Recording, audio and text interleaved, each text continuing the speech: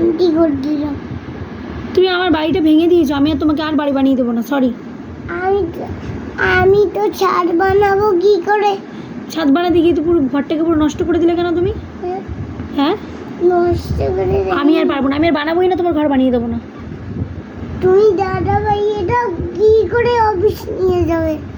তোমারও তো বুঝতে লাগবে না কি করে অফিস নিয়ে, আমি তোমাকে আর ঘরটা বানিয়ে দিতে পারবো না, আমাকে আর কিচ্ছু বানাতে বলবে না। দাদা ভাই ঘরটা তুমি আমাকে আর কিছু বানিয়ে দিতে বলবে না। আমি এত সুন্দর করে ঘরটা বানিয়েছি, দেখি কি সুন্দর করে ঘরটা বানিয়েছি আমি।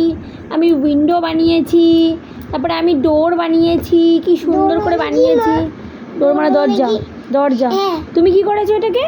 এটাকে তুমি এইটা নষ্ট করে দিয়েছো, তাহলে আমি তোমাকে আর বানিয়ে দেবো না, ঠিক আছে? আমি তোমাকে আর বানিয়ে দিতে পারবো না বাবা, সরি।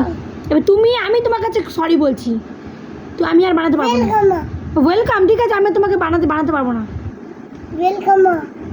ওয়েলকাম আর যাই বলো, আমি আর তোমাকে আর বাড়ি বানিয়ে দিতে পারবো না। আমি বানাবোই না।